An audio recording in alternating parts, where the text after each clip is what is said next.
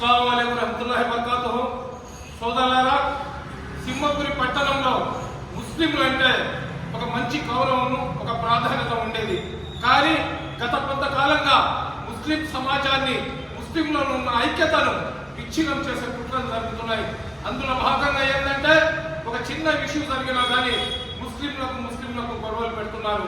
అదేవిధంగా ముస్లింలకు సంబంధించిన ప్రార్థనా స్థలాలు ఏదైతే ఉన్నాయో వాటి మీద దాడులు చేయడం, ఆ ప్రార్థనా స్థలాలను కూల్చివేయడం, అదేవిధంగా ముస్లింలలో ఎవరైనా కళం ఎత్తితే వాళ్ళ మీద అక్రమ కేసులు పెట్టి వాళ్లను అరెస్ట్ చేసి జైలులో పెట్టి వేధించడం, ఇటువంటి సంఘటనలు మనం చూస్తున్నాం.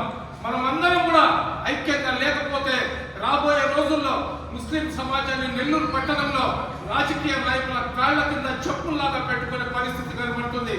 ప్రతి ఒక్కరు కూడా మీ గుండెల మీద చెయ్యి వేసుకోండి. గతంలో తెలుగుదేశం వాళ్ళ మీద అక్రమ కేసులు పెట్టారు, ఇప్పుడు వైసీపీ వాళ్ళ మీద అక్రమ కేసులు పెడుతున్నారు. ఎవరి మీద కేసులు పెట్టినా, ఏ రాజకీయ పార్టీ ఎవరి మీద కేసులు పెట్టినా కానీ బలిపోసం అవుతుండేది ముస్లిం సమాజం ఒక్కటే.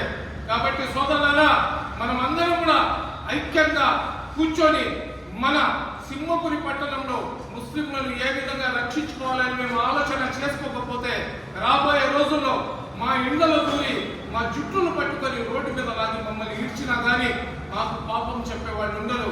ఈరోజు మన ఇమాం సాబ్ యొక్క మస్జిద్ సంబంధించిన కొట్లను కూల్చివేశారు. దాన్ని ఏమంటున్నారంటే ఊరంబొప్పు స్థలంలో శివాయి స్థలంలో ఉందంటున్నారు. ఊరంబొప్పు శివాయి స్థలాల్లో కొన్ని లక్షల మంది ఆక్రమణలు చేసుకుని ఉన్నారు, ఇల్లులు కట్టుకొని ఉన్నారు, కొట్టులు పెట్టుకొని ఉన్నారు, మిగతా ప్రార్థనా స్థలాలు కట్టుకొని ఉన్నారు. అవన్నీ కనబడలేదు కార్పొరేషన్ అధికారులకు.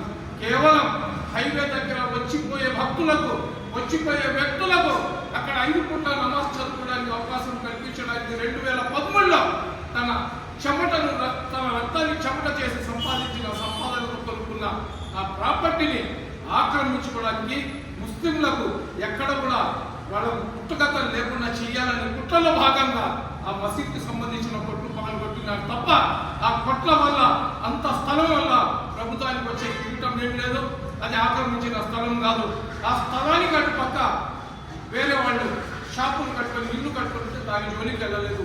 కేవలం మసీద్కి సంబంధించిన స్థలాన్ని వాళ్ళు కూల్చేసి వెళ్ళినారంటే ఎంత విషం ముస్లింలకు వ్యతిరేకంగా వీళ్ళ మనసులో దాగి ఉందో అర్థం చేసుకోవాలా.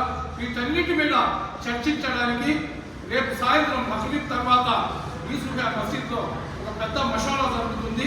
ఈ మషాలాలో ప్రతి ఒక్కరు కూడా పార్టీలకు, జమాత్లకు అతీతంగా అష్హదు అల్లా ఇలాహా ఇల్లల్లాహ్ ముహమ్మద్ రసూలుల్లాహ్ సల్లల్లాహు అలైహి వసల్లం అని కలమ చదివి ముస్లిం సమాజం సస్యశ్యామలంగా ఉండాలా, ముస్లింలు సమాజంలో అందరితో సమానంగా ఉండాలనే భావన ఎవరెవరిలో ఉందో వాళ్ళందరూ కూడా ఈ కార్యక్రమంలో రావాలని కోరుకుంటున్నా. అస్సలాము అలైకుం.